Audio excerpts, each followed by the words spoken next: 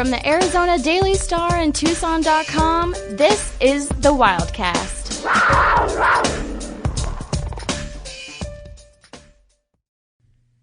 Thanks for listening to another episode of the Wildcast podcast. I'm Arizona Daily Star's Justin Spears, alongside Alec White, getting ready for another jam-packed week of Arizona basketball and for all the coverage of your Wildcats. Both programs ranked in the top 10, men and women's. Make sure you go and download that Wildcaster app. It's free. It's off the App Store and Google Play. You can get it for free. And also, don't forget to subscribe to the Wildcast podcast on Apple, Spotify, or other podcasting platforms. And it was a good weekend for the Arizona Wildcats. Where do we begin? Because everyone went undefeated. Yeah. Both programs went a combined 5-0. Arizona, on the men's side, now ranked number 4 in the AP Top 25. They sweep the LA schools at home. Then they beat ASU in Tempe to complete the season sweep. And the women's, they were able to sweep this past weekend and beat the Oregon schools. And now everybody's hitting the reset button and get ready for another important week. But, I mean, there's so much to unpack. I mean, you have to, start off with the Thursday game with UCLA, a top 10 matchup at McHale Center. A UCLA player spitting on a fan after the game, getting arrested. There was just so much that happened. There was some guy wearing a hazmat suit that had a political message on the back that I'm not going to repeat on this podcast. Like, Thursday night was just kind of like one of those what the hell nights. So much It'll happened. Be do you remember when kind of night when you look back on it several years from now and, go like, oh, wow, that really happened. Yeah. Like, of all the other things, like, it was a huge matchup, but just the extracurricular activities that went into that. I mean, UCLA the following day or 2 days later loses a triple overtime to ASU. I mean, we had, we just talked about the UCLA player, Mac Etienne, spitting on a fan, and the video that was released with multiple angles by, somebody in the Zona Zoo, and then the ESPN cameras caught it. It was just a wacky couple hours in McHale. And you couple that with probably one of the better games we've seen in the Pac-12 this year. Was this the best weekend in Arizona basketball history? Like, best weekend? Regular season. Regular season-wise, because long time, yeah. When's the last time both programs – I mean, very seldom do both programs play at home in the same weekend. Usually it's always men at home, women on the road, and vice versa. You got them both at McHale Center this weekend, and both of them won and went undefeated. Yeah, so, over 47,000 people in attendance over 4 days. That's ridiculous. Including, how many was at Oregon? 2 sellouts, both men's games, and then a largest program attendance in regular season history with 10,400. So, yeah, it's really hard to look back and think about regular season moments at McHale Center where you combine both programs to have this mega weekend. But, I mean, this year – both teams did it. They're both ranked in the top 10. Both won. So Arizona basketball fans are feeling pretty good about themselves. But now, as we enter the new week, there's some things that we have to address with the men's basketball team. One, they turn over the ball a lot. Like, believe me, we're going to talk about how great this team is in just a few minutes. But they have a couple of flaws with this team. They turn over the ball a lot. And for some reason, they're very inconsistent at the free throw line. It's become an issue. It's like Tommy Lloyd doesn't necessarily want to admit it yet, but I think all of us are noticing a pattern. I mean, late in the game, they've been pretty good. They were able to have better second half free throw line performances in the last 3 games. But the first half, like, they missed 4 of 10 to start against UCLA. They were shooting under 60% in the first half against USC.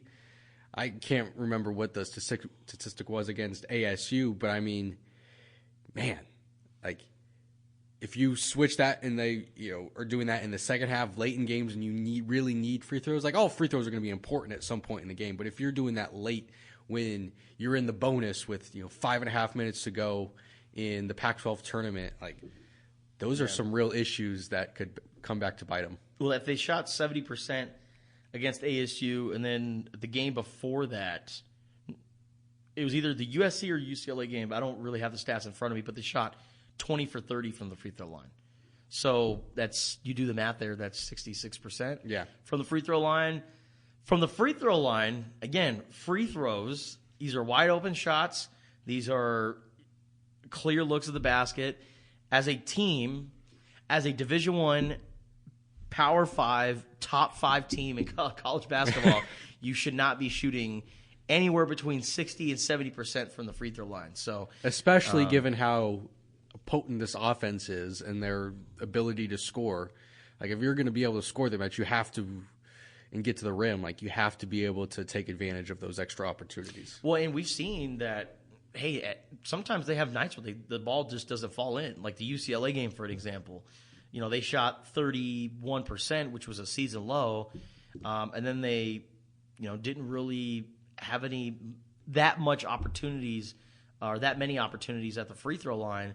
But then you followed up with the ASU game, and I mean I'm talking about the one on the road, the UCLA game on the road, and then when they played ASU at McHale Center, they shot 32% from the field. So it was another abysmal offensive performance for the Wildcats, but they were able to get to the free throw line and get a lot of points through that way. And so, are you talking about first half against ASU on the road? No. Sorry, the UCLA game on the road. Oh yeah, and then when they turned around and played ASU at McHale Center. At home. Okay. Yes. So when that game right there, they shot 32% from the field. But they were able to get to the free throw line a bunch of times because they imposed their will. They used their size and strength, attacked the basket. They were slashing, much like what we saw the other day in Tempe. And they got a lot of their points from the free throw line. And in the month of March, if those shots aren't falling, you have to do the basics, the fundamentals correctly. And if you thrive in those categories, it can really take it deep in March. It can. Yeah. But with all of that said, Justin, holy cow, did they look good? Yeah. Okay. Now time to now that we got the bad out of the way. Yeah. Let's talk about the good. First time. I think this is the first time all year I'm really ready to put Arizona as one of those teams that on that short list of can they get to the Final Four. I'm not ready to declare Arizona's going to be a Final Four team and la-di-da-di-da because there's still a lot to sort out between now and March.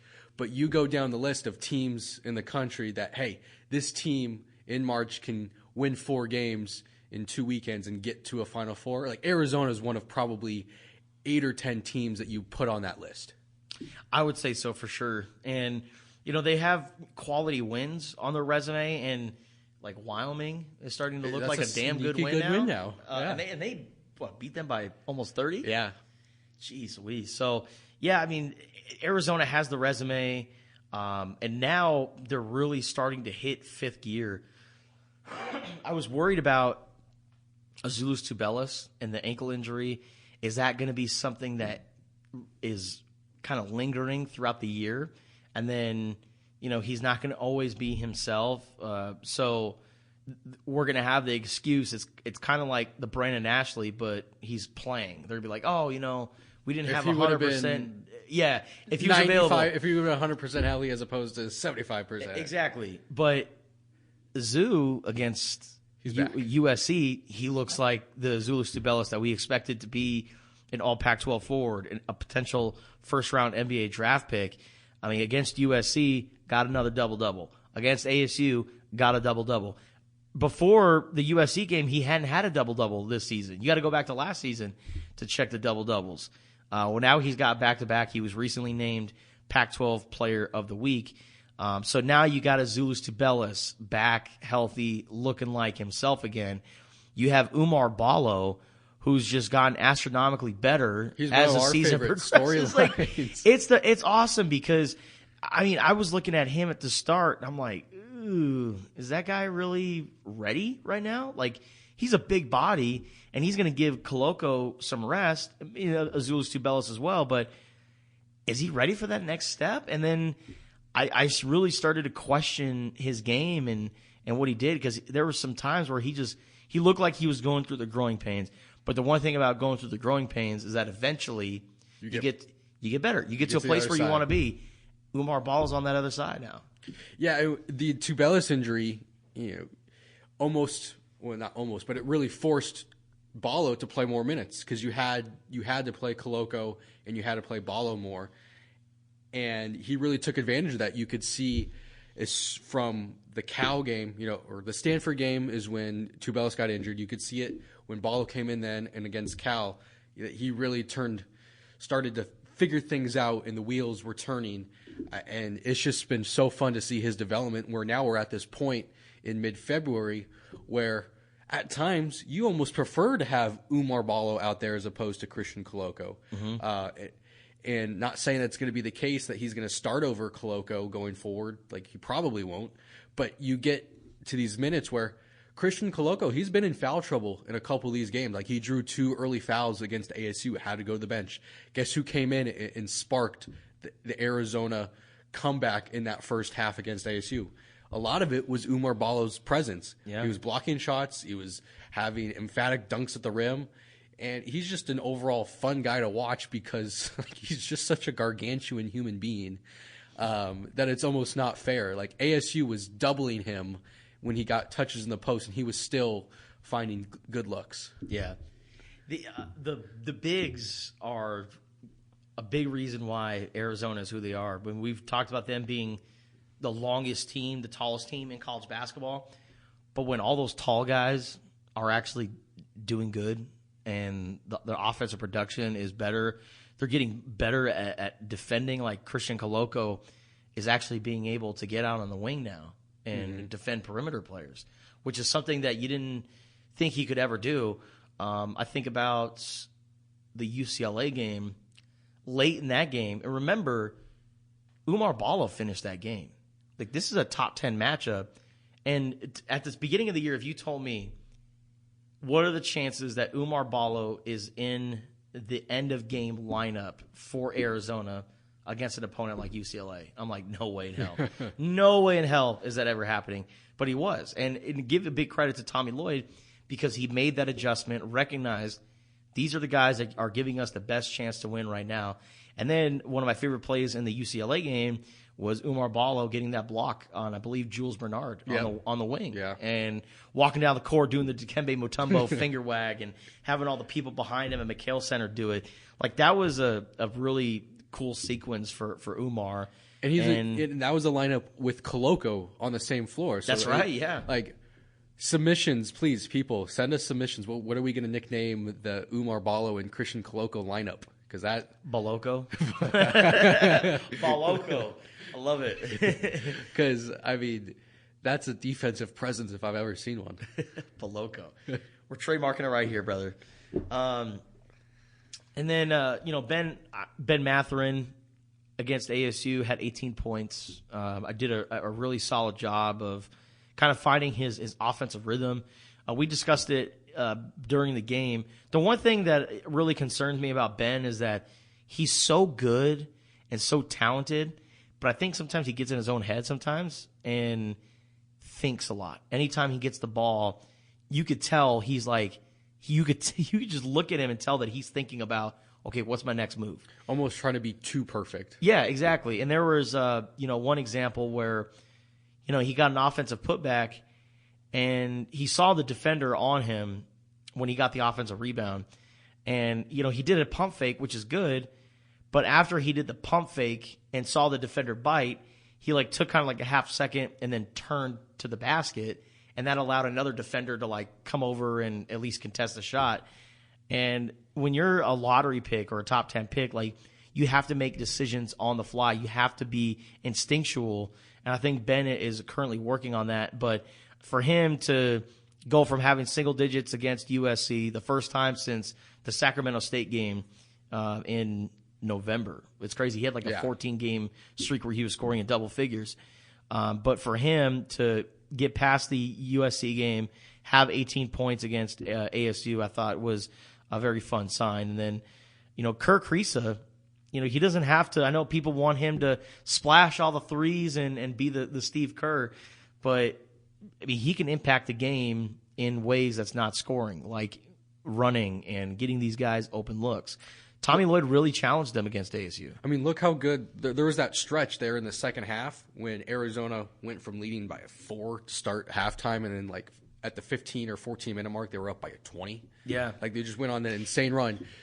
Kerr took the 3 at the start to get him going, but after that it was just getting in transition. That the full court pass from Kerr to Ben for the layup.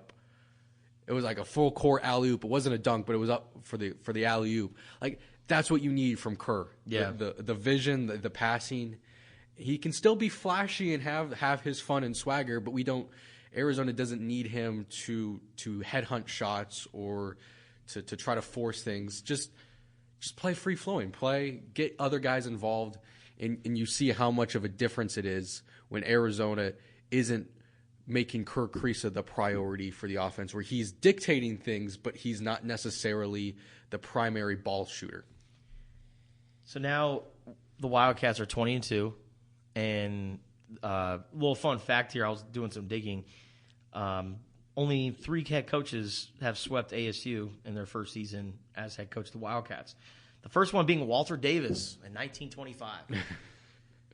Long time ago. Well, that's a while ago. Lute Olson, 1984. Yep. And now Tommy Lloyd, 2022. So really good company for Tommy Lloyd in his first year. And people were talking about him being Coach of the Year candidates, except, I don't know if you saw this. Oh. Field of 68, Sean Miller, former U of A head coach, when asked about who should be Coach of the Year, he suggested John Calipari.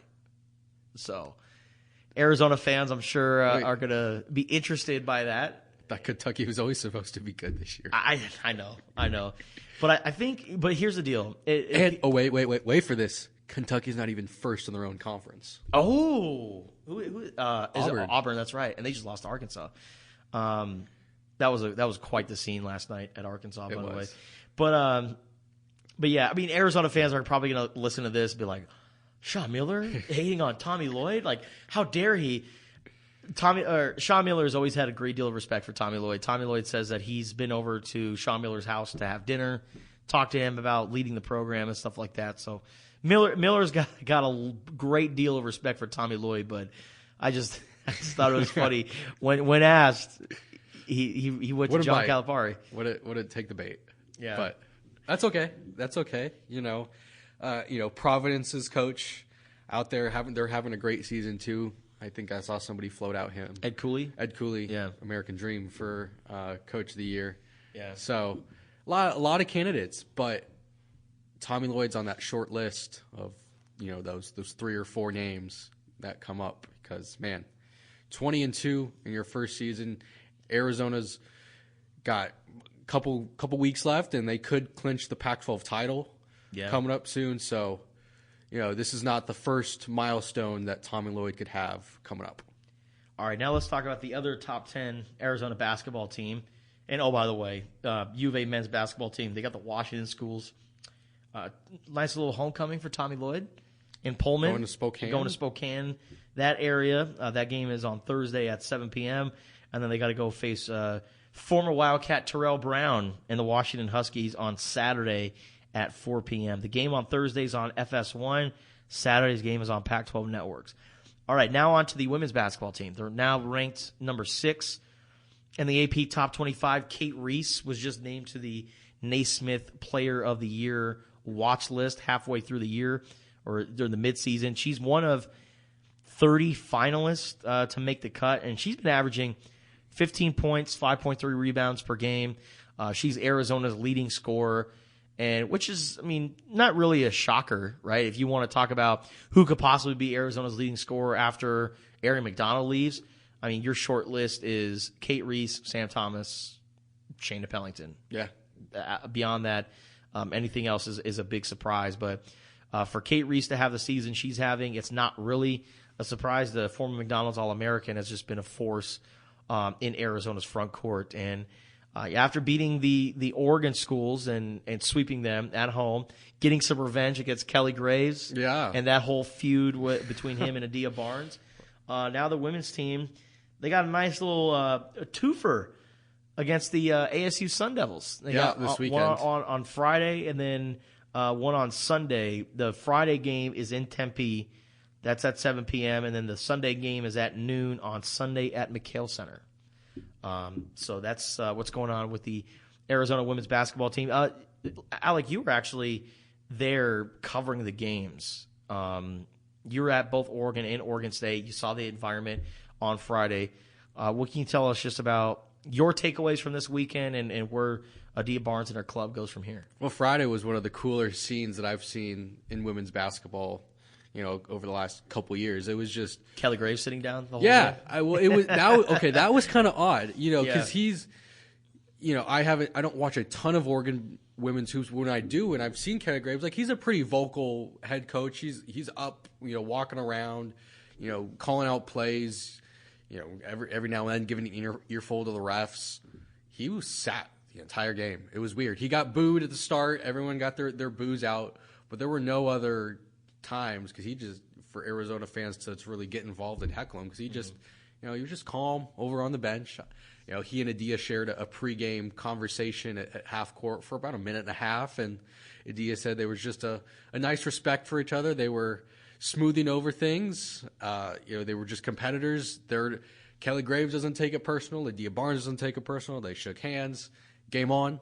Jed Fish takes it personally. It's It's personal. It is. But Arizona played really well against Oregon. You could tell that they were extra hungry, extra motivated for this game because they came out and really, really took it to Oregon. They've beat Oregon three straight times in McHale now. I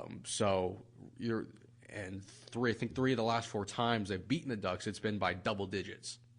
So we asked Adia post game in that one 4 years ago when Oregon was elite top 5 Sabrina team in the country. and Ruthie and there were times Adia said that Oregon could have run up the score. It was just so hard to beat the Ducks, and now the tides have turned, and Arizona is that program that isn't afraid of Oregon anymore. And so that was kind of cool to see take place. Is the continuing shift among the Pac-12's elite, and Arizona continuing to assert itself up there, and then finishing off the weekend sweep against the Beavers. I mean, that was huge. The Beavers took Arizona down to the wire in Corvallis earlier in the year. They needed a Shayna Pellington game winner. This one wasn't as close. Arizona ran away in the fourth quarter, outscored the Beavers by 10. And it was just a really fun weekend from McHale. Coy Love, she played really well, had 24 and 8 against the Beavers. So she's been coming along really well. That's what we call a Kobe stat line. With the Arizona women's basketball team, they got ASU coming up this weekend. Friday game in Tempe, like I said, slated for 7 p.m. The game on Sunday in McHale Center is set for noon. So make sure you go check out that action right there. All right, well, that will do it for this episode of the Wildcats podcast. For all coverage on Arizona Wildcats basketball, make sure you download the Wildcaster app. And now that it's February, spring sports is here.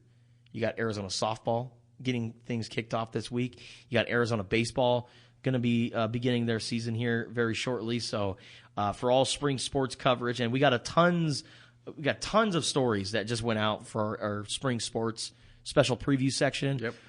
So you can access that digitally on the Wildcaster app off the App Store and Google Play, and also Tucson.com. Make sure to get a digital subscription today.